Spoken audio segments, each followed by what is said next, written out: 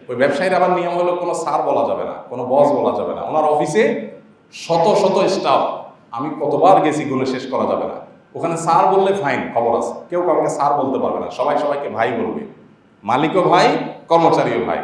আরো মজার বিষয় হলো ওনার অফিসের টেবিলগুলোর কোনো টেবিলের কোনো বিশেষ সাইজ নাই, পুরা বিশাল বড় ভবন, পুরা বিল্ডিং এর সমস্ত টেবিল সমস্ত চেয়ার একরকম।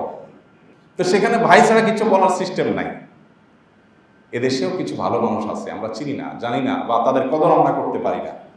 আল্লাহ রাব্বুল আলামিন শত শত কোটি টাকার ব্যবসা বাণিজ্য দিয়ে রেখেছেন, অনেক বড় ব্যবসায়ী, হাজারো মানুষ তার অধীনে কাজ করে। তো ওনার বাসায় একবার দাওয়াত দিয়েছেন, আমি গেলাম। ওনার 2-3 জন গাড়ি চালক আছে, 2-3টা গাড়ি যেগুলো ওনার ফ্যামিলির আত্মীয় স্বজনদের ব্যক্তিগত কাজে ব্যবহার হয়। তো এই গাড়ি চালকদের সাথে আমাদের ভালো সম্পর্ক, চেনা জানা, আসা যাওয়া যেহেতু অনেক। তো খেতে বসছি, আর আমাকে ড্রাইভাররা বললেন, গাড়ি চালকরা বললেন, হুজুর একটা আবদার আছে আপনার কাছে।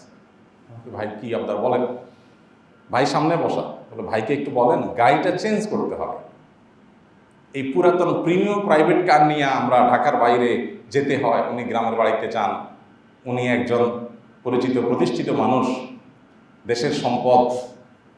তো উনি রাস্তাঘাটে দুর্ঘটনায় মারা গেলে, একটা বিপদ হলে কি হবে? ওনাকে বলেন একটা ভালো গাড়ি কেনার জন্য। আমরা আজ অনেকদিন ধরে বলতেছি, উনি কোনো কথা শুনতেছেন না, এই পুরান গাড়িটা চলা যায় না। তো আমি সাথে সাথে ধরলাম, ভাই ওরা তো ঠিকই বলছে, এই পুরাতন প্রিমিয়ামে কেন চলবেন না? আপনার তো টাকার অভাব নাই, একটা ভালো গাড়ি কেন কিনেন না? ঠিকই তো বলছে তারা, সেফটি, নিরাপত্তার ব্যাপার স্যাপার আছে। তো উনি আমাকে বললেন, ভাই সত্যি বলতে এই গাড়িতে কোনো সমস্যা নাই, টুকটাক সমস্যা তো সব গাড়িতেই থাকে। মুশকিল হলো আমি যেখানে থাকি এখানে নিচের সব হোমরা সমরা অনেক উনি ভাড়ায় থাকেন, ওনার নিজস্ব কোনো বাড়িও নাই, কোনো ফ্ল্যাটও নাই, কোনো প্লটও নাই ঢাকায়। শত শত কোটি টাকার মালিক, হাজার হাজার কর্মচারী, ঢাকায় কোনো বাড়িও নাই, কোনো ফ্ল্যাটও নাই, কোনো প্লটও নাই।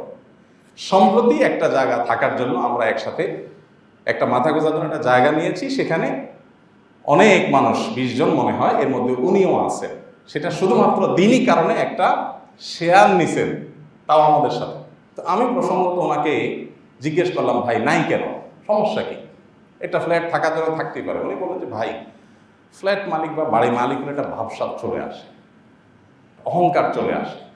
এখন আমি এখানে মনটা ছোট, আমি ভাড়াটিয়া, এরা সবাই ফ্ল্যাট মালিক, এখানে এক একটা ফ্ল্যাটের দাম অনেক টাকা, নিরাপত্তার জন্য এখানে থাকি। তো আমি ফ্ল্যাট মালিক না, এই কারণে আমার মধ্যে একটা মনটা ছোট থাকে। মসজিদে আসি আমি বিনয়ের সাথে, কারণ বাড়িওয়ালা না, আমার ভাবসাব নাই। তো আমি শুনে অবাক হয়ে গেলাম। গাড়ির বিষয়ে বলতেছেন যে ভাই এখানে সবাই খুব চকচকা গাড়ি বাইর হয়, তো সব ল্যান্ড ক্রুজার, BMW, এটা সেটা বের হয়। আমার ড্রাইভার সাহেবদের ইজ্জতের সাথে এটা যায় না, তাদের কাছে খারাপ লাগে যে তারা প্রিমিয়াম নিয়ে বাইর হয়। এই সমস্যাটা তাদের, আমার কোনো অসুবিধা নেই ভাই। এখন আপনি তাদেরকে বোঝান যে তাদের এই খারাপ লাগাটা উচিত কিনা। আমার তো খারাপ লাগে না, আমার কোনো অসুবিধা নেই, আমার চলার জন্য একটা গাড়ি হইলেই হলো। এখন আমার পাশে ফ্ল্যাটওয়ালা BMW, আরেকটা ল্যান্ড ক্রুজার, আরেকটা হয়তো আরো দামি গাড়ি, এটার জন্য আমি এটা নিয়ে চলতে যদি আমার অসুবিধা হয়, তাহলে বুঝতে হবে আমার ভেতরে সমস্যা আছে। শেষ পর্যন্ত উনি গাড়ি কিনলেন না, বহু চাপাচাপির পর সত্যি গাড়ি নষ্ট, সত্যি সমস্যা, তারপর একটা গাড়ি কিনছেন কোনো রকম, তাও মালয়েশিয়ান, ভালো কোনো দামি গাড়ি না। তো ভাইরা আমার, অহংকার এবং বিনয় এটা কিন্তু মানুষের কাজে কর্মে প্রকাশ পেয়ে যায়, আচার আচরণ দ্বারায় প্রকাশ পেয়ে যায়। আপনি যে কোনো চেয়ারে বসতে চান না, আপনি সামনে না বসে পিছনে বসাইলে আপনার ইজ্জতে লাগে, অহংকার। এগুলো অহংকারের সিমটম, ক্যান্সারের মতো, বোঝা যায় না, অনেক দেরিতে ধরা পড়ে। আপনি ভিতরে অহংকার লালন করছেন যে আপনি টেরই পাচ্ছেন না, নিজের অজান্তে অহংকার করছে। এই জন্য নিজেকে বিনয়ী করার চেষ্টা করা। আল্লাহ তাআলা আমাদেরকে ছোট থেকে বেঁচে থেকে নবী করিম সাল্লাল্লাহু আলাইহি ওয়াসাল্লামের অনুসারী হিসেবে বিনয়ী হওয়ার তৌফিক দান করুন।